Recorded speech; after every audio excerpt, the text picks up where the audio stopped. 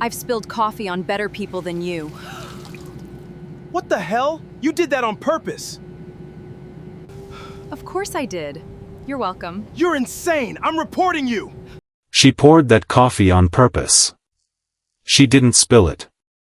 She poured it right onto his lap in front of everyone on that plane, and she smiled while she did it.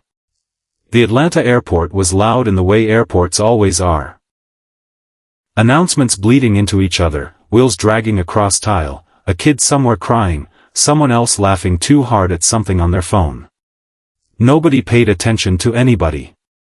That's what Marcus thought as he walked through the terminal doors, quiet and unhurried, a single backpack over one shoulder worn thin at the straps. Dark jeans, a plain white t-shirt that had seen better days, sneakers that were clean but not new. He didn't look left, didn't look right. He moved like someone who had nothing to prove. That's the thing about Marcus, he never looked like what he was. He found his gait, sat down in a corner seat, and pulled out nothing. No laptop, no earbuds, no status signal of any kind. Just a guy sitting still, watching the room the way someone watches a movie they've already seen.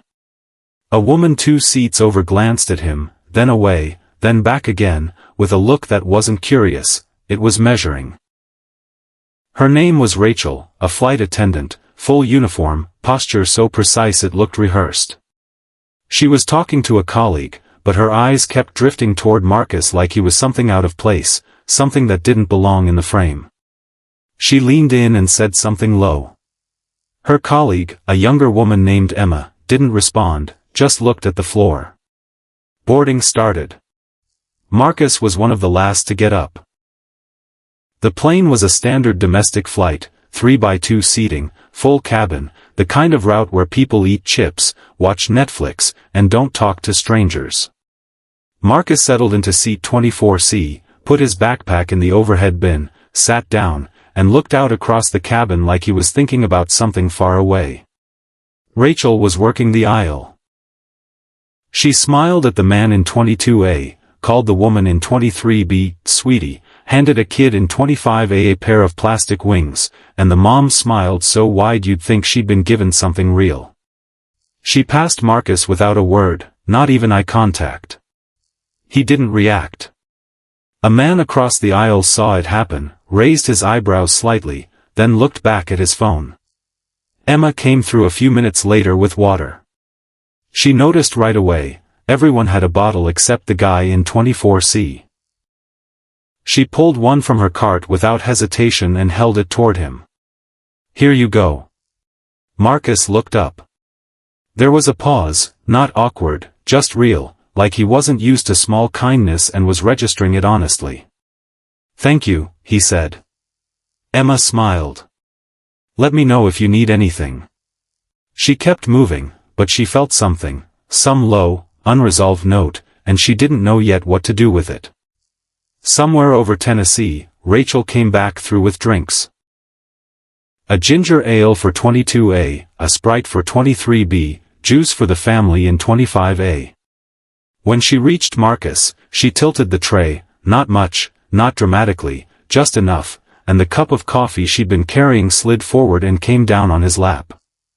Hot, fast, spreading. Marcus's jaw tightened slightly. That was the only sign. Oops, Rachel said. One word, flat, no follow-through. The man across the aisle looked over, said nothing, but the corner of his mouth moved. Someone a few rows back snickered. Not loud. Just enough. Marcus reached down and blotted his jeans with the thin napkin that had come with nothing. He didn't say a word, didn't look up. Rachel was already moving on, but Emma had seen it. She'd been standing at the rear galley holding a stack of cups, and she'd watched the whole thing, the angle of the tray, the timing, the way Rachel's hand had moved. She set the cups down slowly. That wasn't an accident. She walked up the aisle to where Marcus was sitting and crouched beside him. I'm really sorry about that, she said quietly. Can I get you something? Club soda? Anything? Marcus looked at her for a moment. I'm fine. I want to help. I know. A pause. That's the difference. Emma didn't fully understand what he meant, but it stayed with her. 30 minutes later, Rachel picked up the intercom. Nobody expected it. The cabin went quiet the way it does when an announcement sounds different from the routine ones. Rachel's voice came through smooth and practiced. Just a quick observation from your crew today. She paused like a comedian waiting for the room to settle. Sometimes people board a flight thinking it gives them a certain status. Like the altitude changes who they are. A few people laughed. We see it all the time. Most of the cabin didn't know who she was talking about, but some did, and the ones who did looked toward seat 24C. Marcus was looking out the window, not away, not hiding, just outside of it, like the whole thing was weather, like it would pass. Emma was standing near the galley curtain, her hand on the fabric. Don't, she said out loud, one word toward Rachel, just loud enough. Rachel lowered the intercom, but as she walked past Marcus's row, she leaned down close, quiet, like a secret, and said, by the time we land, you'll know exactly where you stand. Marcus turned from the window. He looked at her fully for the first time, not angry, not wounded, just clear. Sometimes what looks like nothing is everything, he said. You'll understand that soon. Rachel straightened up, laughed once, short and dismissive, and walked to the back. The descent announcement came, seat belts, tray tables, the familiar mechanical language of arrival. Marcus didn't move toward the overhead bin early, didn't jostle for position. He waited until the aisle cleared, then stood, pulled his backpack down in one motion, and walked toward the front of the plane. Emma was at the door. She looked at him as he passed. Whatever just happened in there, she said, I want you to know I didn't think it was right. Marcus stopped, looked at her directly. You didn't just think it, he said. You said it out loud when it was easier not to. She shook her head. I didn't say enough. You said it once, he said. That's more than most people manage. He stepped off the plane. The Atlanta jetway opened into a wide terminal corridor. Marcus walked out, and 6 people were standing there waiting for him, not family, not friends, men and women in dark suits, hands folded, eyes forward. Beside them, 2 senior executives from Skyline Airlines, lanyards visible, posture rigid, faces carrying the particular tension of people who have prepared for a moment they didn't know how to prepare for. One of them stepped forward. Mr. Cole. His voice was careful, formal. He extended his hand. Welcome back to Atlanta, sir. Everything's ready. The corridor was busy. People moved around them, but several stopped. Not because of the suits, because of something else, something in the arrangement of it all, the way these people stood when he walked out. Rachel came through the door 10 seconds later. She saw it immediately. Her carry-on stopped rolling. Her face changed, not quickly, but completely, the way ice doesn't look like it's cracking until it already has. She recognized one of the executives, had seen him at company briefings, had shaken his hand once at a staff event and smiled for a photo. He was the regional VP of operations for Skyline Airlines, and he was bowing his head to the man in the coffee-stained jeans. Emma came through the door behind her. She saw it too. She didn't move. Marcus shook hands with the executives. He didn't perform it, didn't make it a show. He just was. One of the men in suits leaned toward him and said something quietly. Marcus nodded, then turned and looked back at the door. Rachel was standing frozen at the edge of the corridor. He looked at her for a long moment, then turned back to the executive team and said simply, "Can you bring the full cabin crew out here?" It took 4 minutes. Rachel, Emma, and 2 other crew members who had been on that flight stood in a loose line in the corridor. Other travelers had slowed. Some stopped entirely. There's something about a reckoning that's impossible to look away from, even when you don't know what it is. Marcus stood in front of them, backpack still on, coffee stains still on his jeans. He spoke quietly. 3 months ago, I started traveling incognito on our own routes. He paused. Not to catch anyone doing something wrong, just to understand what it actually felt like to be one of our passengers. Whether the company I built still matched what I wanted it to be. Silence. Today, he said, I have my answer. His eyes moved to Rachel. She couldn't hold his gaze. She tried. She failed. I sat in coach, he said, plain clothes, nothing to identify me. And before we were over the state line, I had been deliberately ignored, publicly mocked over the intercom, and had hot coffee poured on me. He let that sit. Not spilled. Poured. Rachel's mouth opened. I know, he said. I was there. Her eyes were filling, but he didn't soften. The passengers on that flight paid for a seat on an airline I own. They deserve to be treated like human beings, regardless of what they're wearing, regardless of whether they look important.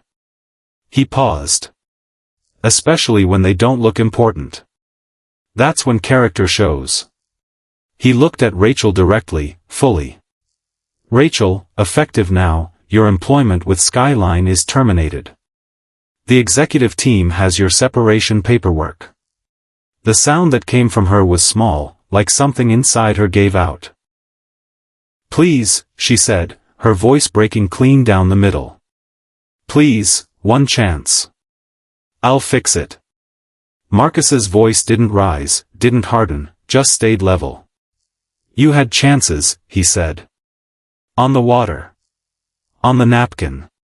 On the intercom. When you walked past her. He paused. You made choices each time. Every single one. Rachel put her hand over her mouth. Marcus turned to Emma. She was standing still, not crying, not performing composure, just present the way someone is when they've done what they could and know it. You offered water when no one asked you to, he said. You apologized for something that wasn't your fault. You said don't to someone who outranked you, out loud, in front of passengers. A pause. And on the way out, you told a stranger you didn't think it was right. Not after. Not in private. Right there. Emma didn't say anything. That's not a small thing, Marcus said. Most people decide it's too complicated, too risky, not worth it. He looked at her steadily. You decided different. He glanced at the VP beside him. Emma moves into cabin crew leadership. Full compensation adjustment, immediate. He looked back at her. You'll help us figure out what this is supposed to feel like from the inside. Emma exhaled, not a sound, just the body releasing something it had been holding. Thank you, she said, barely above a whisper. Marcus shook his head. Thank you, he said. That's not nothing. Don't let anyone tell you it is. He walked away from the corridor. The executives fell in beside him. Travelers who'd stopped watching started moving again slowly, like people leaving a film they weren't sure they understood but couldn't stop thinking about.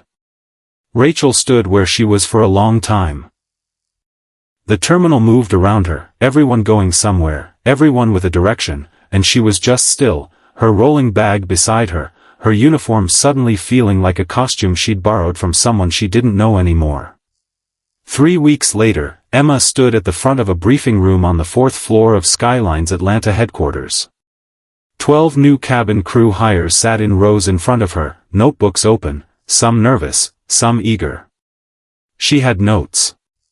She didn't look at them. The job is straightforward, she said. You'll be in the air with hundreds of people every day. Some of them will be easy. Some of them won't. Some of them will look like they belong there, and some of them won't.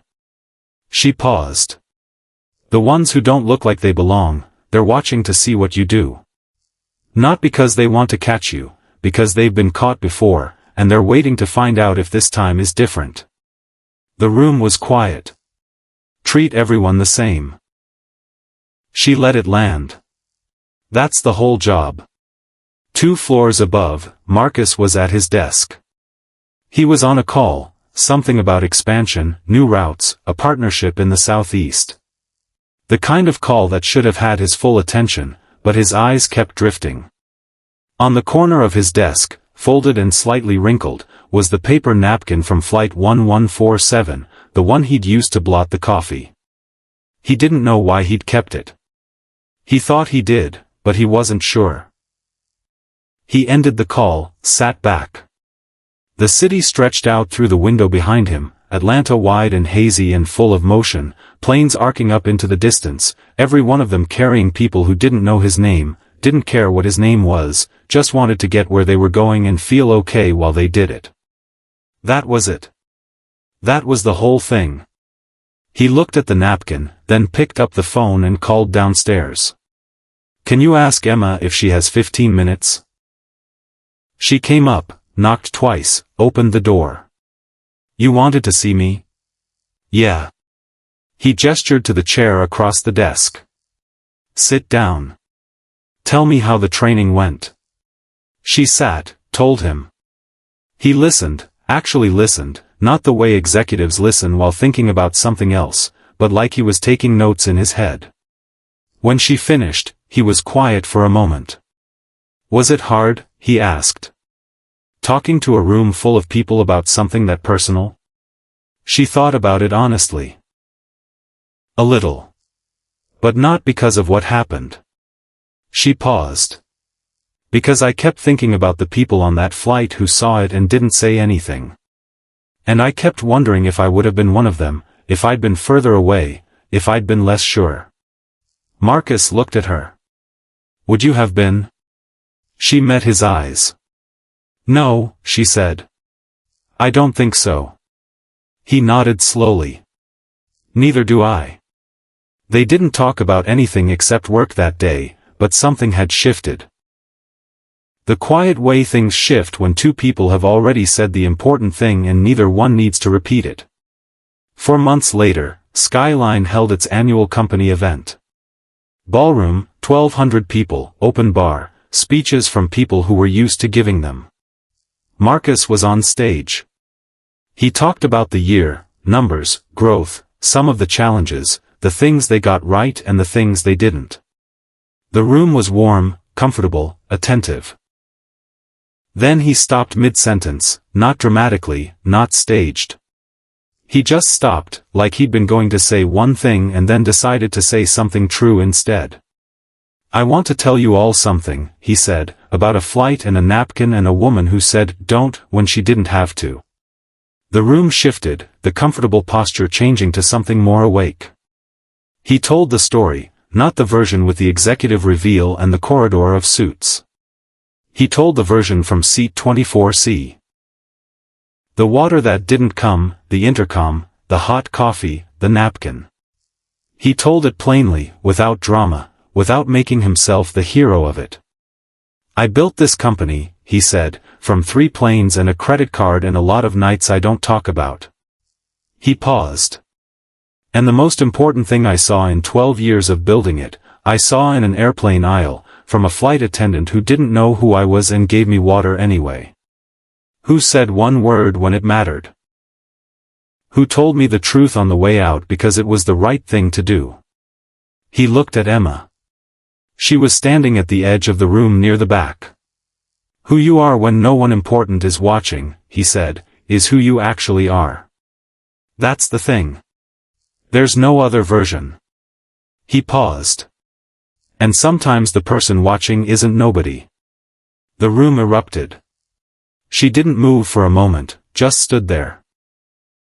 Then someone near her started clapping, and she felt it move through the room like something alive.